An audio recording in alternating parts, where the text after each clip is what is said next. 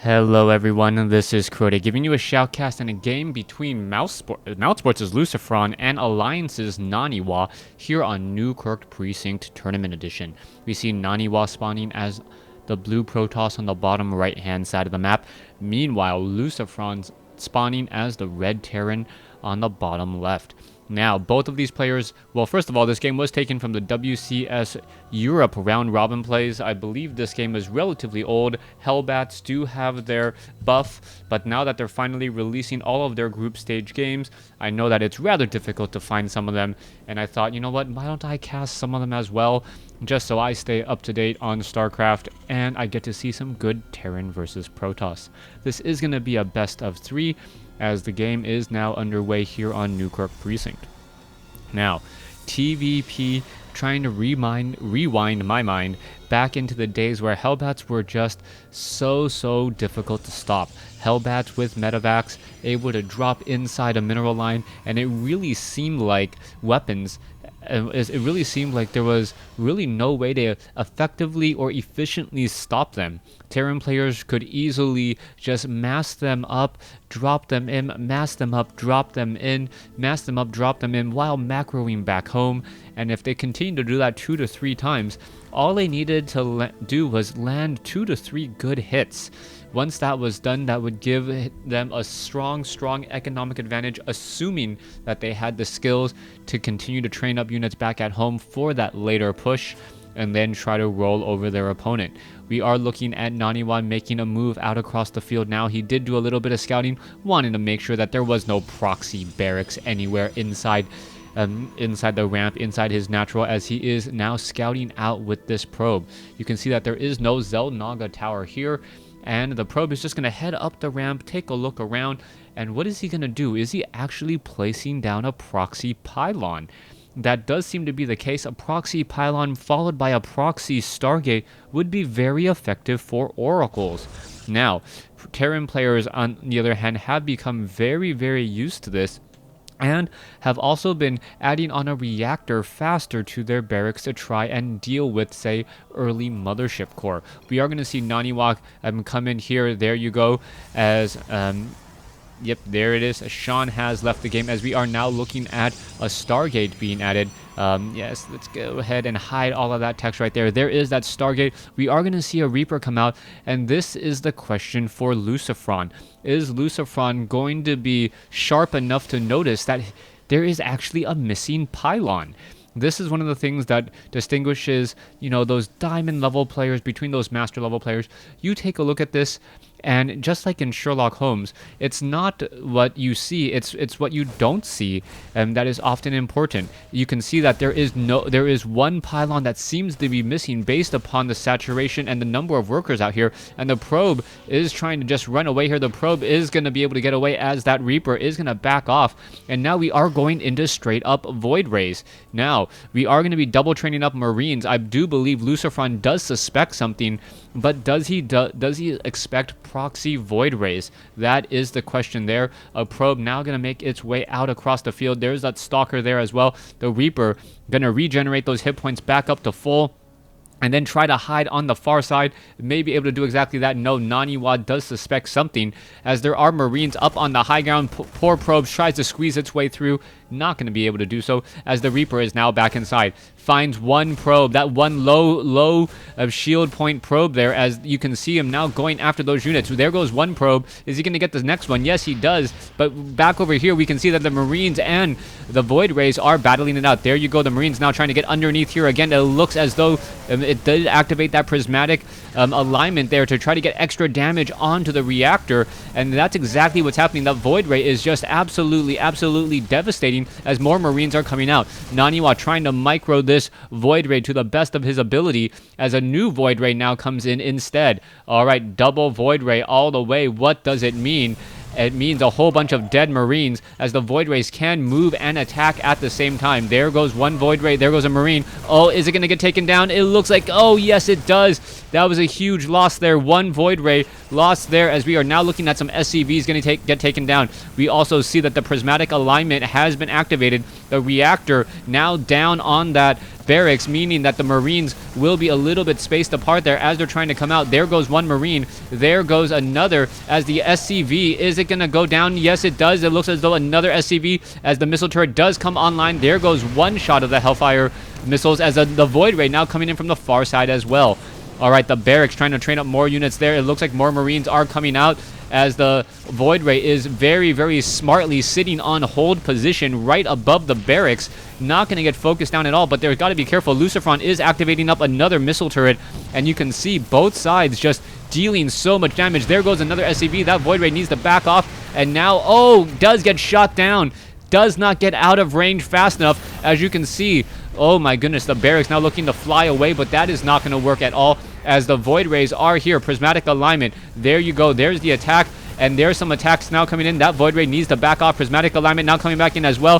How much damage are we going to be having as both sides do deal a lot of damage here? And Naniwa really, really aggressive with this style of play. Is he going to perhaps try and shoot down some of these outlying buildings? Void Rays do have a range of, I believe, 6, so they can, in fact, attack and chase after Marines pretty efficiently. Now backing off there, you can see them doing it again once more. Going too close to the longboat missile launchers of that missile turret and taking some actual damage again. 3 Void Rays. This very, very old school Void Ray rush back, very prominent in the Wings of Liberty days. As you can see, one supply depot now has been taken down. All right, the Void Rays could try to fly around the far side once more. Naniwa is currently sitting on 26 or 13 harvesters. Wow, only 13 harvesters as he is now activating a mothership core. You can see that the Void Rays do have a much larger army size, 1125 versus 450. Lucifron really playing defensively here, and is this going to be enough? You can see that Naniwa still continuing to push. You can see all of those shield points on those Void Rays, how effective it is, as now the Orbital Command is taking a bit of damage. All right, the Orbital Command may have gotten taken down here. You can see Marines slowly getting taken out one at a time. A Void Ray, oh my goodness, escapes at 6 hit points as the supply depot does get taken down. 37 over 46 now. The Marines are now trying to get away, not really working out as all of these Void Rays now back off again. All right, all of these barracks are very, very vulnerable here. We can see prismatic alignment. Marines now trying to come in. There you go. Some shots. There's some stutter step. One Void Ray does get taken down. Oh, another Void Ray gets taken down there right as Marines pop out just in time, chasing after the lower hit point Void Ray, as new Void Rays still being added into the mix. SCVs now being brought over. Marines now coming over as well. You can see that the Void Rays just need a hold position here. There you go, going after the Marines. Oh, one Void Ray flies straight by a missile turret. That could be a horrible loss. Yes, it is. There's a Widow Mine, and wow, it looks like this is going to get cleaned up. Beautifully done here.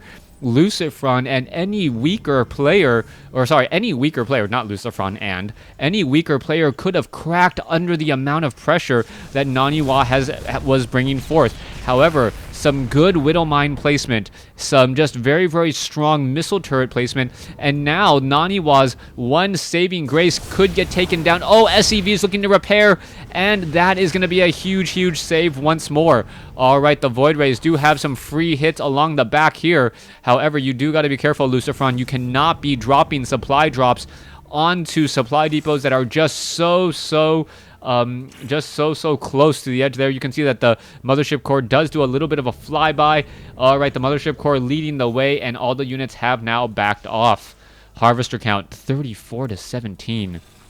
Lucifron does have this second orbital command, so he has been able to mine many more mules at a time. You can actually see that there's only 7 mineral patches here. This mineral patch here has been mined out, perhaps strip mined by mules far too much.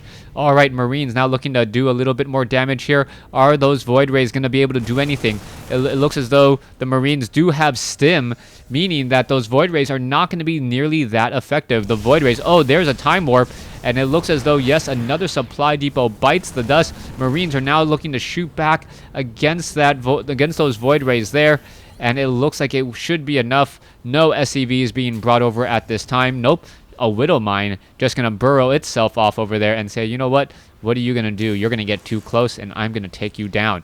All right, one scouting SCV. Lucifron knows what's going on inside his opponent's base, sees how sparse the interior is, and he's got to feel extremely lucky. Harvester count now 22 to 36. That is the 16 harvesters here plus the 6 maximum efficiency on minerals plus maximum gas off of one base. Just trying to do everything absolutely perfectly. And Naniwa is pretty much going to throw everything in this last attempt. However, the Terran army is much, much larger when you account for gas. And also the fact that missile turrets are in play as well is going to make this even that much more difficult. The Void Rays trying to focus down a supply depot will be able to get it. Engineering bay weapons upgrades on those Marines are currently sitting at 1-1 medevac. Oh, are they going to be able to get away? Oh, this is a beautiful, beautiful maneuver here, just forcing all of these units back. The Void Rays, oh, there's the recall. Everything now going back home. And that is one of the benefits of that mothership core, being able to head home in a hurry if things are not going well. You can see that the mothership core is still sitting right there. You can see a whole bunch of 1-1 upgraded Marines. That is going to be particularly effective against those Void Rays who have not been upgraded at all. Their damage will be 10 damage a second. Meanwhile, each of those Marines has a damage of about 20 damage a second. There's some force fields, and wow, catching those units off guard. Going to go ahead and pick them, drop them back off. There is the fight again. There is the time warp. Medevacs, however, flying by, quickly get destroyed there. However, are there more sentries? Yes, there are. And are we going to see another engagement? Difficult to try to stim up the ramp. All right, what are we going to be seeing next? There is that time warp right there. There's the scanner sweep, sees up onto the high ground. All those units now backing up. There is the stim, and there is the engagement again. All those Marines so low on hit points, but they do have the upgrades, and that may be the saving grace for Lucifron. Taking down the mothership core escapes at 23 hit points. Wow, so close. The Marines only needed 3 or 4 more shots to take it down there, as we're now looking at all the units making a move down onto the low ground. Naniwa with his very, very aggressive style. Oh, that Phoenix has to be extremely careful. Oh, there is the engagement, and Marines now coming over as well. There goes the mothership core. There is a Guardian shield, but it may not matter as the Zealots are just absolutely getting torn apart here.